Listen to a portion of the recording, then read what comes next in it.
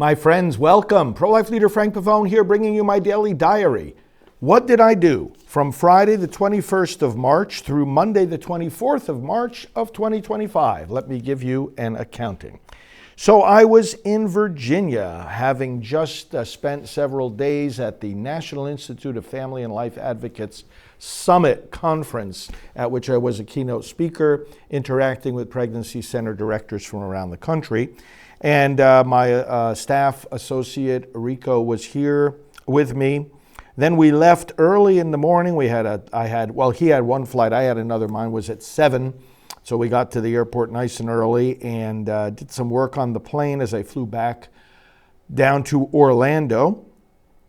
In the midst of the emails and paperwork I was doing, it included topics like an upcoming email blast, a draft of a message to our election volunteers, plans for upcoming trips, data for Congress and outreach to Congress, social media strategy meetings.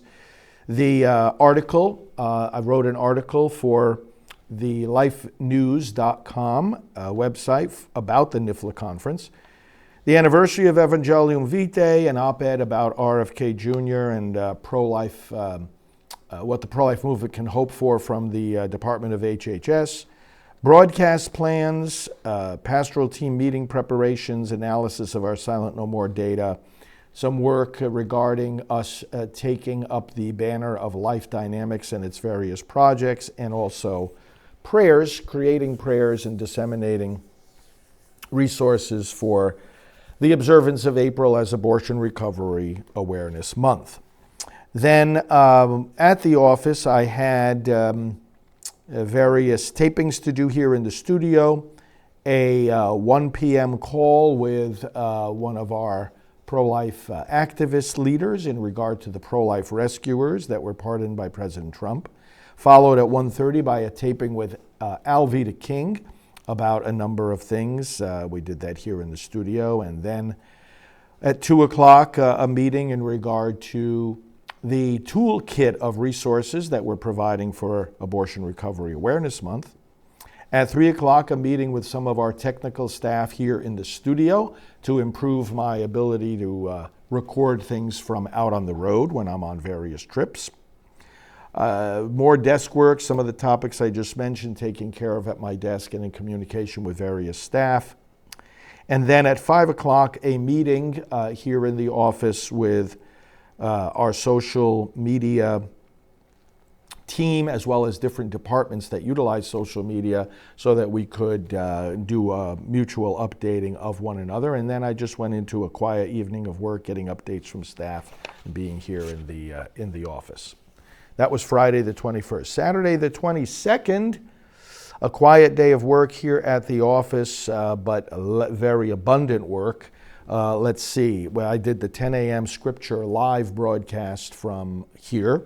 But before that and after that, various work at my desk dealing with the digitizing of our products, communication with one of our friends who is an evangelical broadcaster, appeal, approvals, broadcast schedules and postings, communication about our prospecting, preparations of the studio, communications with staff about that, also about technical training that is needed, pastoral team meeting preparations, website analysis, congressional data, plans for the 115 Forum Leaders Meeting, follow-up from the NIFLA conference.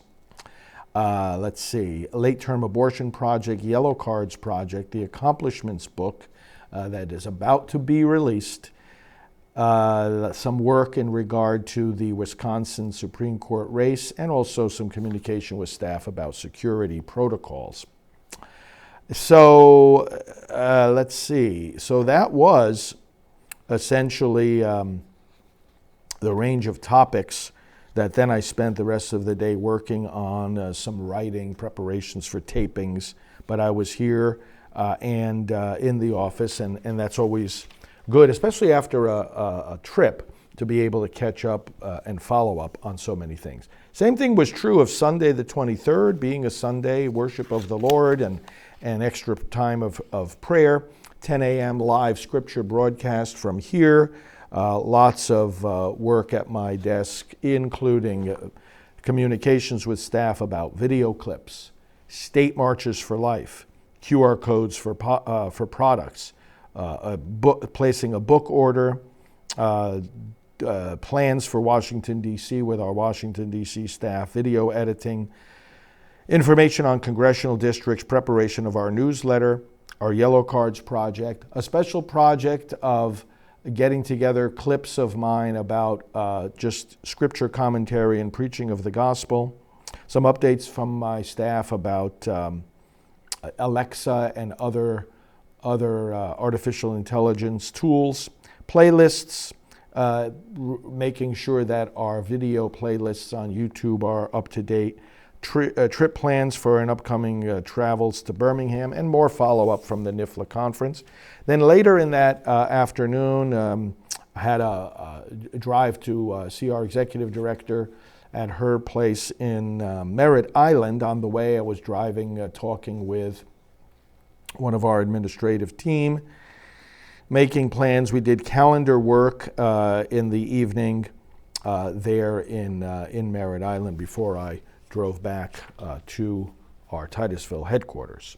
And then finally, Monday the 24th, staff, of course, was back in the office, connected with them, and had a number of topics to doing at my desk. The Wisconsin Supreme Court race, communication with the new head of March for Life, Silent No More work, lobbying day, preparation for a DC trip to do that, email blast, communication with Congressman Chris Smith's office, pro-life reflections for everyday updates, communication with Father Leo, the NIFLA conference follow-up, invites for the leadership meeting that's coming up, appeal letters, video of Cardinal Jeevish when he came to give us the relic of John Paul II. We're deploying that for the anniversary of Evangelium Vitae. Faxes to the parishes and action alerts for our email list, and then some communication with a pro-life podcast leader who has a new entity on which he wants me to be a part of the board. So I was happy to accept that invitation. I was happy to be here in the studio on that Monday the 24th at 11:30 a.m. for a special interview with Father Leo Patalinghug, who is the Plating Grace chef that you see on EWTN if you follow him. And then after lunch at 2 o'clock, there was a Zoom meeting for National Pro-Life Leaders, part of our coordination of these meetings. We regularly meet in person and sometimes meet just online, and we had one of those online meetings at 2 o'clock. And then there was some further desk work in the afternoon, getting end-of-day updates from staff.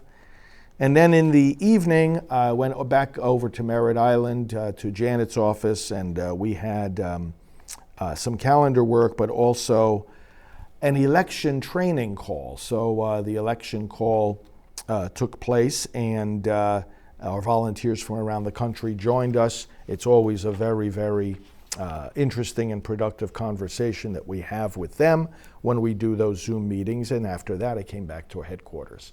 That's what I did from the 21st to the 24th of March of 2025. Hope your days are happy and fruitful. Thanks for tuning in for these updates, and thanks for your support for our work. We'll keep doing it. God bless you. Hello, this is Father David Begany, one of the many priests who are members of Priests for Life. Prayer is the foundation of the pro-life movement. I invite you to join Priests for Life in prayer each day for an end to abortion. We have many different prayer campaigns throughout the year, and you can find them all at prayercampaign.org. Please sign up with us to be a regular prayer partner. Thank you, and may God bless you. Hello, I'm Sam Brownback, and I've worked alongside Father Frank Pavone for many years on the cause of life. He's a true champion, and the Priests for Life have been wonderful champions of this great cause, of the cause of human dignity of every human at every phase of life, from the very first moment of conception until its natural death. The human species, the human person, each and every one are full of dignity. priceless in value, and Priests for Life stand for that. Join their work. Work with them. Work alongside them in this battle, this incredible battle, this fantastically important battle for life in the United States. We've got to win this fight. Join them.